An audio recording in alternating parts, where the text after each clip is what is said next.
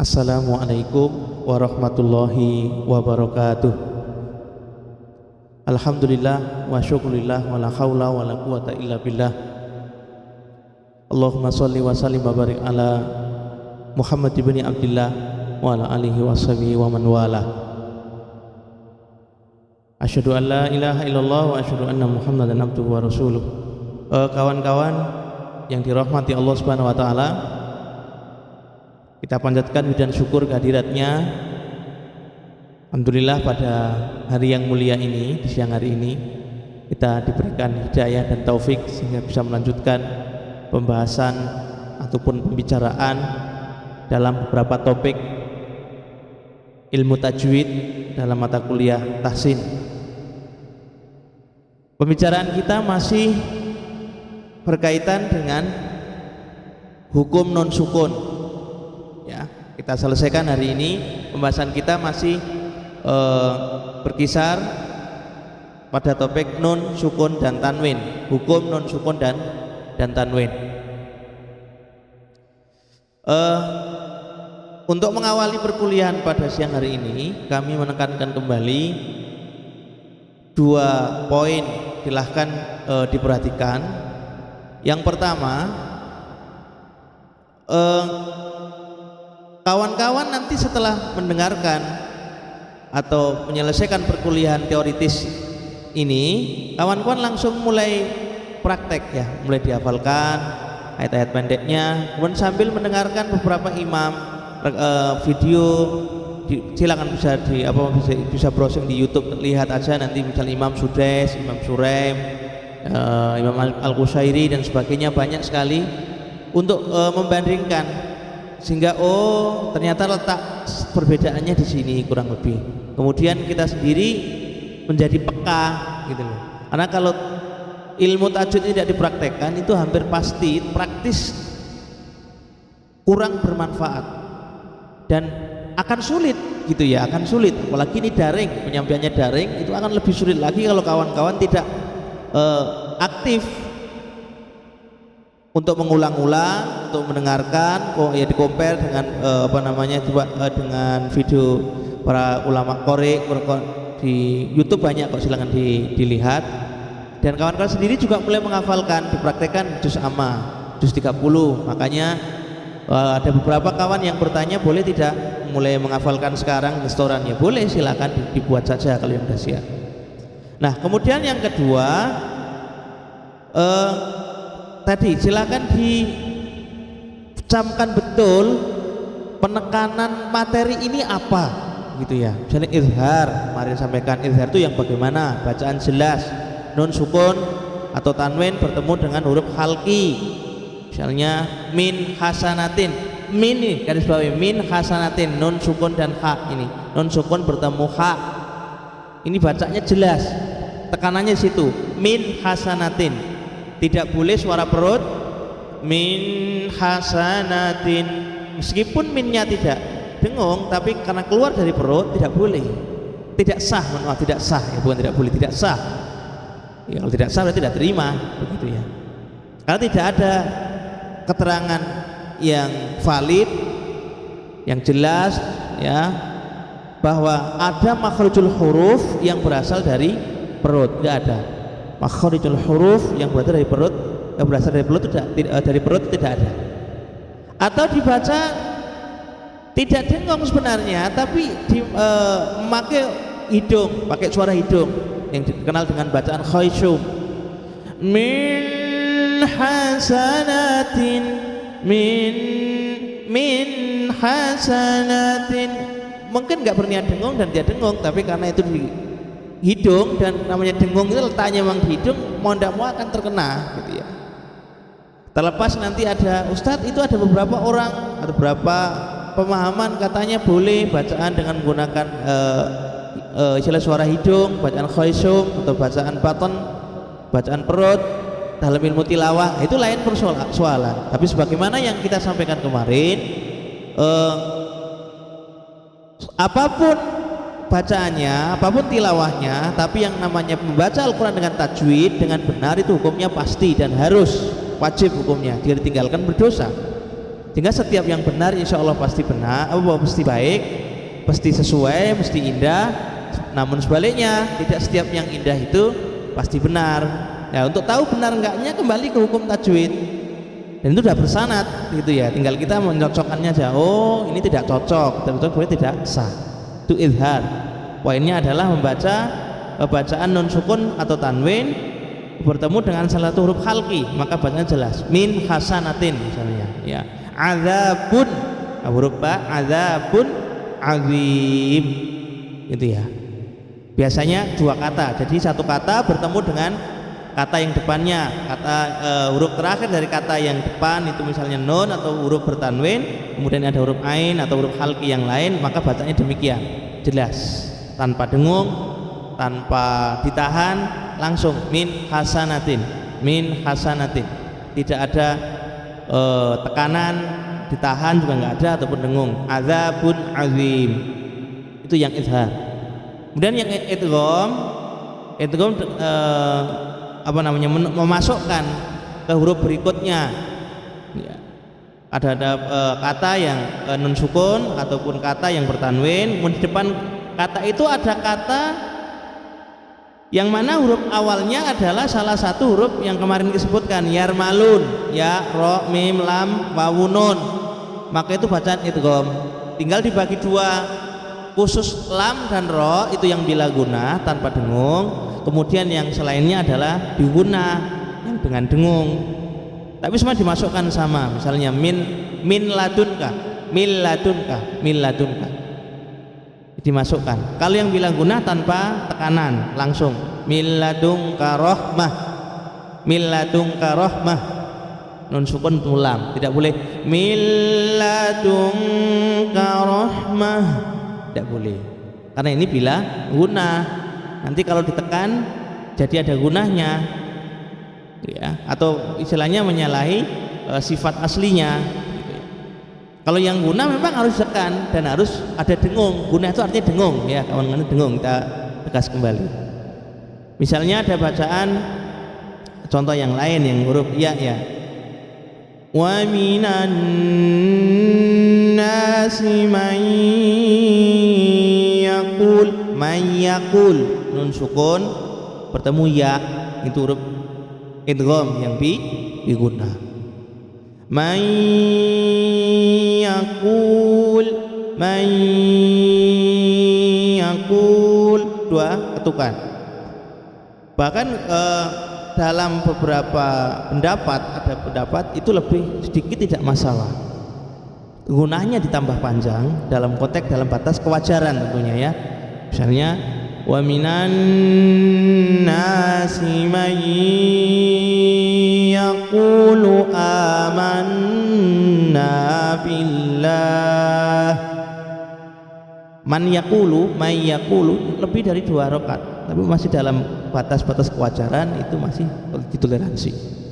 Itu yang diguna, bila guna sudah, ya. Jadi langsung, yang penting nun sukunnya dimasukkan huruf berikutnya, atau huruf yang bertanwin itu langsung masuk ke huruf berikutnya tanpa ditekan, tanpa dengung. Rahmatallahum, rahmatallahum, rahmatallahum, tanpa ditahan dan cepat. Ini yang bila guna, tanwin, rahmatan, tan, tak marbutoh, tanwin, fathah tanwin bertemu dengan lam, dan lam adalah salah satu huruf idgham bila guna, ya, salah satu huruf idgham bila guna. Ini yang izhar idgham.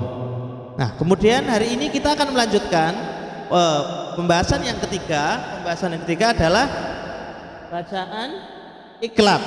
Bacaan iklab dari kata qallaba yuqallibu, menukar, ya, menukar atau mengganti. Cara bahasanya mengganti. Kemudian apa yang dimaksud dengan bacaan iklab ini? Ya sama, kalau apabila ada nun sukun atau tanwin bertemu dengan huruf ba, ya, huruf ba. Poinnya ba saja.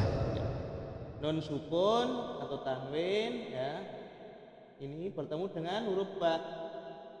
Ya, ini bacaannya iklab. Bacaan iklab, nun sukun bertemu dengan huruf ba, gitu, ya.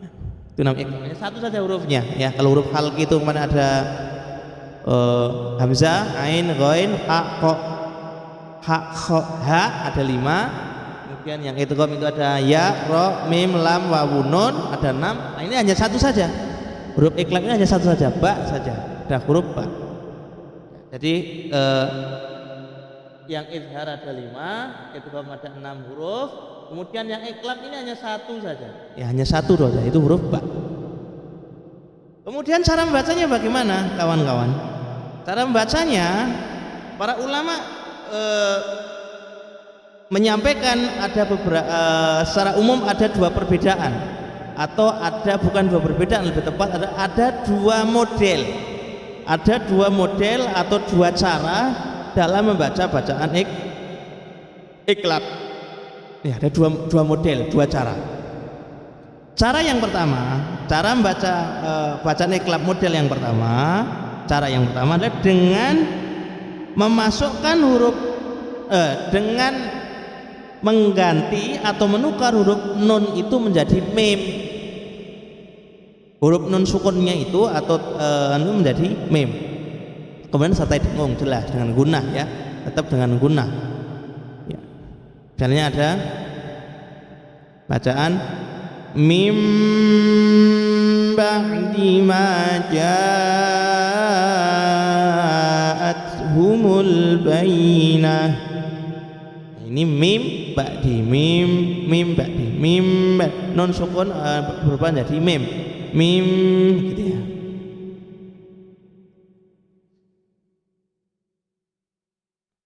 Dalam surat Al-Bayyinah misalnya, wa ma tafarraqal ladzina utul kitaba illa mim ba'di ma ja'athumul bayyinah. Nah, itu apa namanya, non sukunnya berubah jadi mim, kemudian sertai dengung mim ba'di. Banyak dengan yang lain ya. Silakan contohnya dilihat di materi yang sudah Bapak share lewat WA grup ini, dicocokkan mim sukun mim ba'di jadi sempurna mim.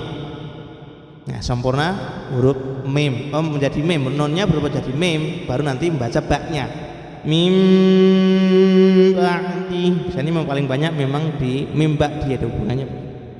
Untuk yang lain ya ada, tapi agak berkurang sedikit. Yang paling banyak masih ada hubungannya dengan ba'd, kata-kata ba'd yang paling banyak, meskipun yang lain juga ada. Itu model yang pertama. Kemudian model yang kedua atau cara yang kedua membaca bacaan iqlab, caranya adalah huruf nun ya. Kalau kita latinkan n, huruf nun kita latinkan dengan huruf n, ditandai dengan huruf n mati. Kemudian ba itu ba, b ya, berarti anunya b, konsonannya b. Cara yang kedua adalah dengan mengkomparasikan atau meleburkan dua huruf itu menjadi satu, sehingga bacaan jadi samar-samar antara nun dan ba. Tidak ada mim di situ. Nun dan ba dicampur, huruf n dan b itu kemudian dicampur, ibaratnya diadon begitu. Kalau tepung kita adon sampai tidak terlihat mana ba mana mim, mana nun mana nun. Jadi dari satu bacaannya, samar-samar dan disertai dengan dengung. Jadi wamat, ini kita contoh sama surat Al-Bayyinah tapi beda bacaan.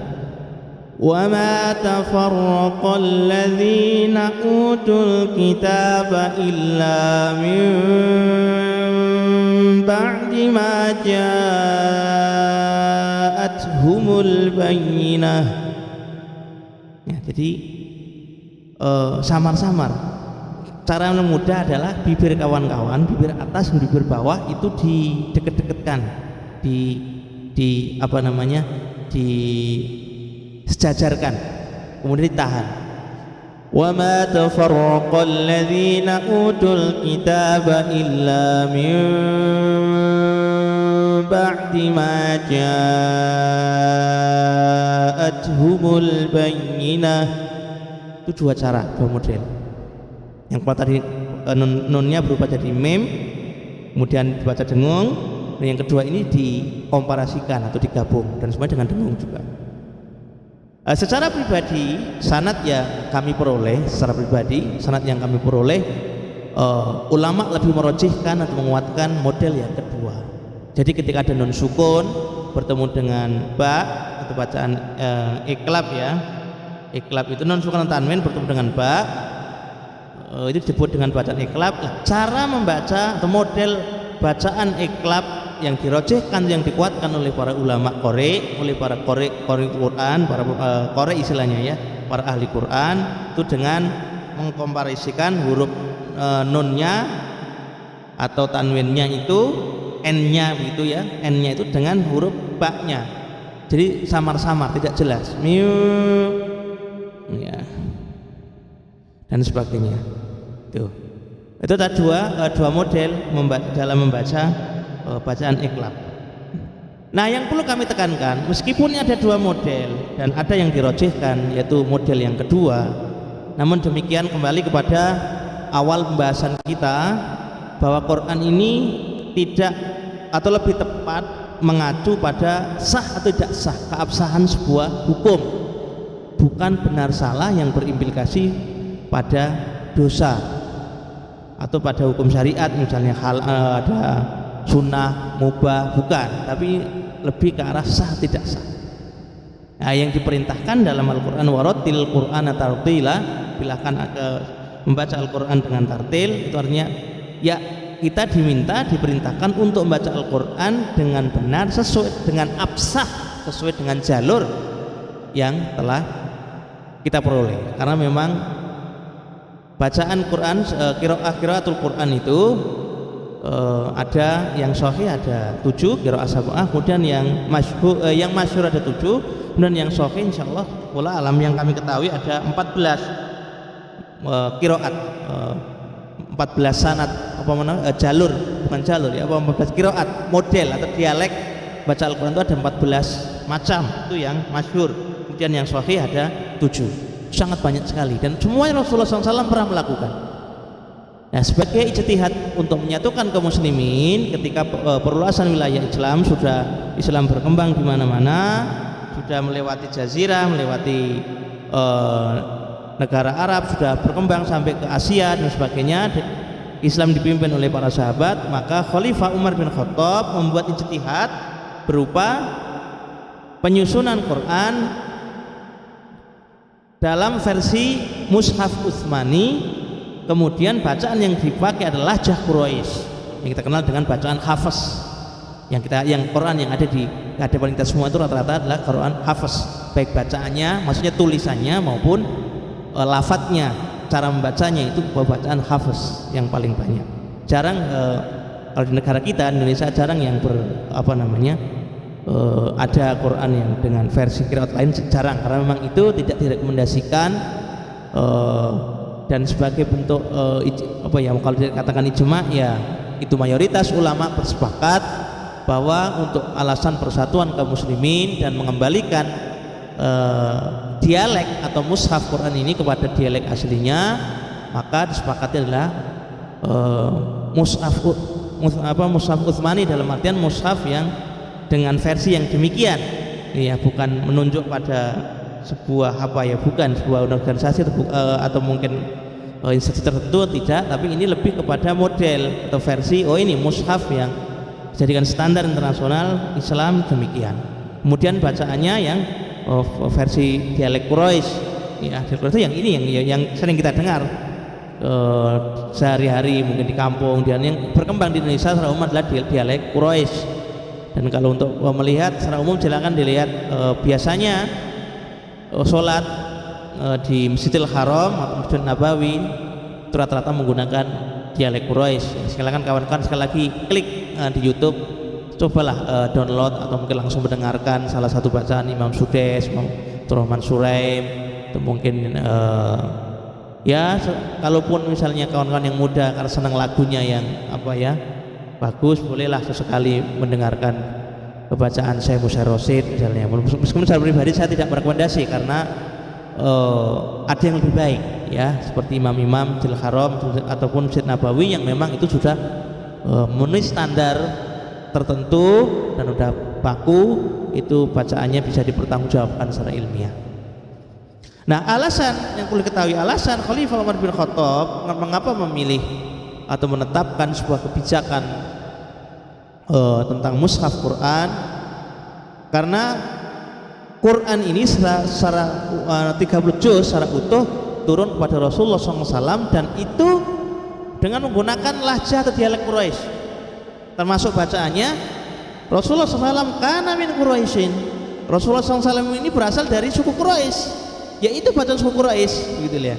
Akhirnya tentunya ya walau alam yang kami pahami, semahir-mahir orang, familiar orang dalam melakukan sesuatu atau menyampaikan sebuah informasi, maka tentunya akan lebih familiar, akan lebih lebih serak, akan lebih utuh dalam menyampaikan kalau itu disampaikan dengan menggunakan bahasa ibunya.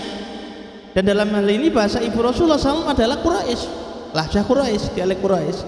Maka tentunya Allah Subhanahu wa taala menurunkan wahyu kepada Rasulullah SAW dengan lahjah Quraisy.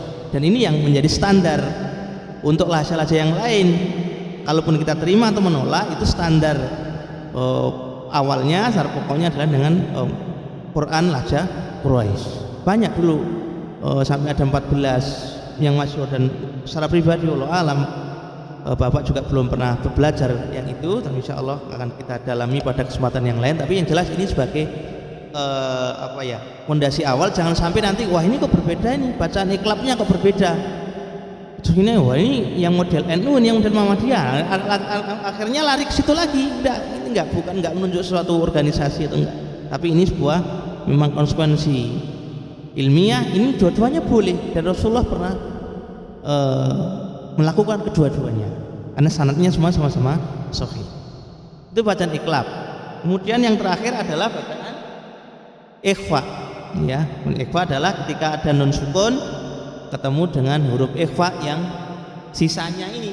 Tadi kalau huruf idhar itu ada 5, huruf halqi, kemudian huruf idgham ada 6, huruf iklab ada 1, berarti 7 sama 5 12. Ada 12 huruf. Maka si huruf hijaiyah yang 28 huruf dikurangi 12 inilah huruf ikhfa 16 huruf. Itu yang berpendapat kalau huruf hijaiyah ada 28 ya, ada 16 huruf, itu semua huruf ikhfa. Lalu dengan ketemu dengan itu maka bacaan menjadi samar-samar ya. Ikhfa itu membaca dengan samar, mensamarkan. Ikhfa secara bahasa artinya menyamarkan, secara istilah adalah membaca melafadzkan ayat bacaan non sukun atau tanwin yang bertemu dengan huruf salah satu huruf ikhfa dengan dibaca secara samar-samar penuh sertai dengan dengung. Kita contoh misalnya kata nun sukun bertemu dengan huruf ikhfa, salah satunya huruf fa misalnya ya. La min fauqihim. Cara mengkomposisikannya adalah nun sukun atau tanwin kita lambangkan huruf n, kemudian nanti warna ataupun corak bacaan ikhfa-nya tergantung huruf di depannya apa. Kalau hurufnya fa, maka nanti suara yang dominan muncul adalah n dengan f atau v kalau dalam bahasa Latin. Di fauqihim. Berbeda dengan ta ya, misalnya innalladzina amanu wa amilus solihati lahum jannatun tajri. Ta ini tanwin bertemu dengan ta, jadi n bertemu dengan t, itu diolah sebenarnya dijadikan satu ya, itu munculnya demikian. Jadi tidak semuanya sama ya. Dari yang 16 itu nanti coraknya yang mendekati huruf berikutnya. Jadi ibaratnya kita mengucapkan n dulu, atau kalau tanwin sama ya n, dalam min fauqihim tadi itu n dulu, miu. Nah, jadi miu anunya itu lekukannya setelah nun itu langsung dimasuk ke huruf f-nya, huruf fa-nya. Miu fauqihim au min tahti arjulihim. Min yang kedua ta, ya, nun on dengan ta, jadi berbeda sesuai dengan coraknya masing-masing. Nah, yang mirip atau yang dikatakan paling mudah adalah ketika ada nun sukun atau tanwin bertemu dengan huruf qaf atau kaf. Huruf qaf atau kaf. Ini bacaannya mirip ya, kalau dalam bahasa kita ang lah. Ang, ing. Ini biasanya ini yang dari Jawa ini yang lebih karena ing udah bahasanya ang gitu ya. Bahasanya ang ya. Misalnya apa ya, ada kata itu nanti tambahin ang gitu lah. Ini lebih mudah, tapi ini tidak berlaku untuk semuanya. Misalnya min qablika, min kaidihim, min kaidihim, min qablikum la'allakum tattaqun. Nah, ini apa namanya? Oh, ini ang ya, itu artinya ang. Tapi tidak boleh terlalu lama ini ya. Yang perlu disampaikan ini dengungnya sekarang. Dengungnya sedalam apa Pak? Atau selama berapa lama Pak? Nah, masing-masing huruf ikhfa ini relatif, tidak sama. Yang paling pendek tentunya adalah ya qaf dan kaf. Min qablikum la'allakum tattaqun. Ya, surat itu apa Al-Baqarah 183 ya, sebagai dalil puasa. Min qablikum, dengungnya enggak terlalu lama, enggak bisa. Min qablikum la'allakum tattaqun. Ini walaupun indah salah, enggak, jangan nyaman gitu ya. Enggak boleh, itu kan terlalu lama. Yang paling mudah adalah yang paling panjang punya huruf-huruf yang tipis seperti ta, itu agak panjang, agak lama nekanannya. Innalladzina amanu wa amilus solihati anna lahum jannatin tajri. Nah, perhatikan, anna lahum jannatin. Nah, itu relatif lebih panjang dibandingkan kalau bacaan pada huruf kaf ataupun huruf qaf, dan itu menyesuaikan ya. Itu sangat relatif sekali dan itu tidak bisa dijelaskan per kata. Sebenarnya memang kalau ada kesempatan ketemu langsung itu bisa diklasifikasi, ini yang paling sebentar, ini yang pertengahan, ini yang paling lama, itu boleh. Tapi sepaling tidak ya secara umum bolehlah agak panjang, tapi khusus yang kaf dan qaf itu pendek. Dengungnya sama apa namanya? Ya dengungnya itu tidak boleh panjang, hanya maksimal ya 2 harokat saja. Min qablikum, dua ketukan, teman. Ya, 2 ketukan atau 2 harokat. Itu untuk yang bacaan ikhfa. Ya. Itu mungkin yang dapat kami sampaikan untuk materi nun sukun ini. Memang ini kendalanya kalau nggak ketemu langsung itu agak berat, tapi kalau tidak kawan-kawan sudah wacananya jelas begini dan begitu, nanti pas ada kesempatan ketemu luring ataupun kawan-kawan bertemu dengan guru yang lain, setidaknya sudah dewasa, bisa menimbang dan memilah oh begini dan begitu, sehingga tidak lagi kita eksklusif tertutup, apalagi sampai kita berkelahi dan sebagainya, kita tidak saling bermusuhan hanya gara-gara beda qiraahnya. Demikian yang dapat kami sampaikan, ada kurang lebihnya mohon dimaafkan.